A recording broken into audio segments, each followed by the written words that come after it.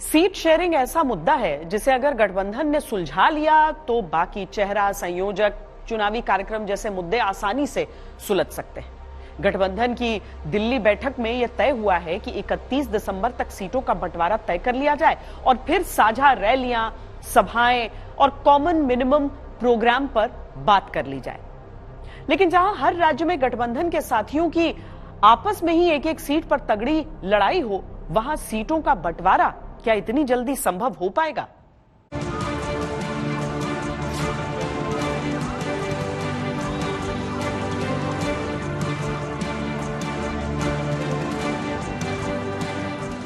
Seat बंटवारे की सबसे स्पष्ट तस्वीर ये है कि अधिकतर राज्यों में क्षेत्रीय पार्टियों और कांग्रेस के बीच ही सीटों का समीकरण सेट करना है। जहां कांग्रेस बीजेपी से सीधी टक्कर में है, वहां भी, लेकिन कांग्रेस को गठबंधन के साथियों को संतुष्ट करना पड़ेगा।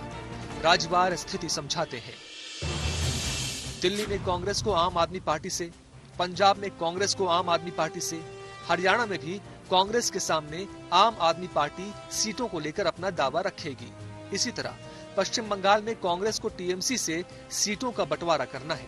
यूपी में अखिलेश की समाजवादी पार्टी से, बिहार में जेडीयू और आरजेडी से, तमिलनाडु में डीएमके से, महाराष्ट्र में शिवसेना और एनसीपी से कांग्रेस को सीट शेयरिंग पर समझौता करना है। सबसे बड़ा पेच फिलहाल कांग्रेस और आम आदमी पार्टी के बीच फंसा है।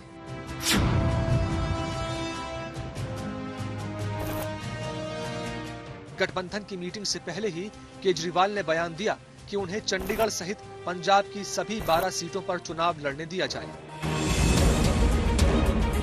और अगर देखा जाए तो पंजाब में कांग्रेस और आम आदमी पार्टी तलवारें लेकर आमने सामने है। मेरे को किसी प्रकार की कोई जानकारी नहीं है कि अलायंस हो रहा है कि नहीं हो रहा, बट हजे तक सानू ये कहा गया है कि 13 ਦੀਆਂ 13 लोक सभा सीटां की तैयारी करो, स्ट्रैटेजी बनाओ, कॉस्ट ਕੰਬੀਨੇਸ਼ਨ ਨੂੰ ध्यान रखते हुए कि सारे लोगों को रिप्रेजेंटेशन मिलनी चाहिए है। सो ओरे ते मैं काम कर रहा हूं। अब अगर पंजाब और चंडीगढ़ को लेकर केजरीवाल का ये रुख है तो दिल्ली की 7 सीटों पर भी कांग्रेस के लिए क्या और कितनी जगह आम आदमी पार्टी छोड़ेगी, ये बड़ा सवाल है। अगर कोई बात बनी भी तो ये भी तय है कि केजरीवाल कांग्रेस से गोवा, गुजरात, हरियाणा पर भी मोलभाव करेंगे। दिल्ली में 3 बार, पहली बार लोगों ने 28 सीट दी, दूसरी बार 70 में से 67 सीट दी, तीसरी बार 70 में से 62 सीट दी। पंजाब में आपने 117 में से 92 सीट दी। मेरा दिल कहता है अगली बार 117 में से 110 से ज्यादा सीट आएंगी आम आदमी पार्टी की। और अभी लोकसभा के अंदर चुनाव आ रहे हैं, 13 सीट पंजाब की है और 1 सीट चंडीगढ़ की है। मेरा दिल कहता है 13 की 13 सीट आप आम आदमी पार्टी को दीजिएगा, हमारे हाथ मजबूत कीजिएगा।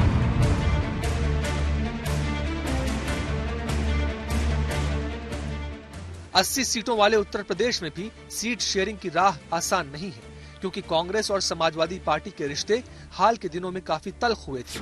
हाल ही में मायावती के गठबंधन में शामिल होने की बातों को लेकर भी कांग्रेस और समाजवादी पार्टी में तनातनी रही।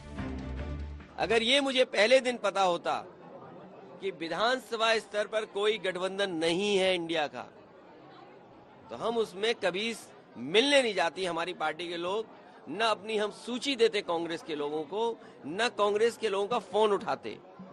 लेकिन अगर उन्होंने ये बात कही है कि गठबंधन नहीं है, तो हम स्वीकार करते हैं गठबंधन नहीं है।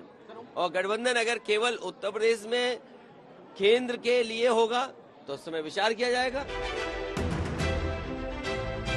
उत्तर प्रदेश में कांग्रेस 20 से 25 सीटें मांग सकती है, जबकि अखिलेश कांग्रेस की जमीनी हकीकत के आधार पर सीटों का बंटवारा चाहते हैं।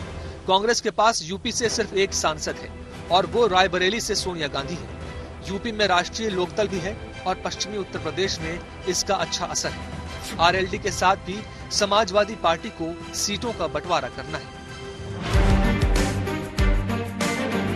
जनवरी से कांग्रेस 11 जिलों में यूपी जोड़ो यात्रा करने जा रही है। ये अधिकतर वो क्षेत्र हैं जहां समाजवादी पार्टी और आरएलडी मजबूत है। यानी तय है कि गठबंधन की सियासत का असली इम्तिहान यूपी में होना है।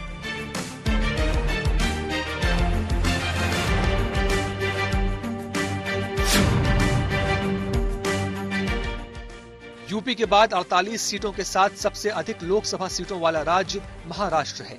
यहाँ सवाल ये है कि कौन बनेगा बड़ा भाई और कौन छोटा भाई बनकर समझौता करेगा। कश्मीर से लेके कन्याकुमारी तक शिवसेना का ऐलान है कि वो 23 सीटों से कम पर चुनाव नहीं लड़ेगी। एनसीपी की नसीहत है, ऐसे दावों से गठबंधन में दरार आएगी। कांग्रेस के पास महाराष्ट्र में भी सिर्फ एक ही सांसद है। पहली लड़ाई तो शिवसेना और एनसीपी में होगी। उसके बाद कांग्रेस को क्या मिलेगा और कितना मिलेगा, इससे भी गठबंधन की गति काफी हद तक तय होगी।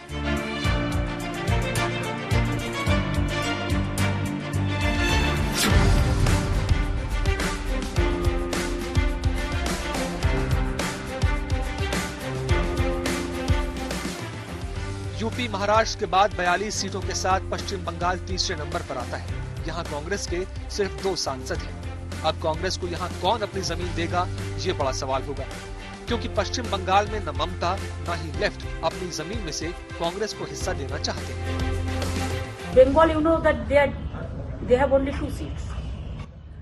But you are open to an alliance with the Congress. I am open to talk. I am open to discuss. Bihar में जेडीयू और आरजेडी के साथ कांग्रेस महागठबंधन में है। कांग्रेस को यहाँ कितनी सीटें छोड़ी जाएंगी या कितनी सीटों पर बात बनेगी, ये महत्वपूर्ण रहने वाला है। उत्तर प्रदेश में सपा और लोकदल का गठबंधन, बिहार में आरजेडी जेडीयू का गठबंधन, तमिलनाडु में डीएमके प्लस गठबंधन, पश्चिमी बंगाल में टीएमसी प्लस गठबंधन और महाराष्ट्र में शिवसेना प्लस एनसीपी गठबंधन। इनको आगे रख करके जो क्षेत्रीय नेतृत्व है, जो उपराष्ट्रवाद का बड़ा चेहरा है उन राज्यों में, उनको आगे रख करके सीट शेयरिंग का फॉर्मूला बनाया जाना चाहिए। तभी सशक्त और मजबूत भाजपा से मुकाबला हो सकता है। गठबंधन की राजनीति में ये सबको पता होता है कि जितनी जिसकी संख्या, उसकी सत्ता में उतनी ही भागीदारी। क्षेत्रीय दलों ने बार बार बयान दिए हैं कि कांग्रेस उन राज्यों पर फोकस करे जहां वो बीजेपी से सीधे मुकाबले में है, और यही सबसे बड़े विपक्षी दल कांग्रेस के सामने मुश्किल भी है कि गठबंधन का धर्म निभाए या सत्ता के लिए अपनी विरासत छोड़े।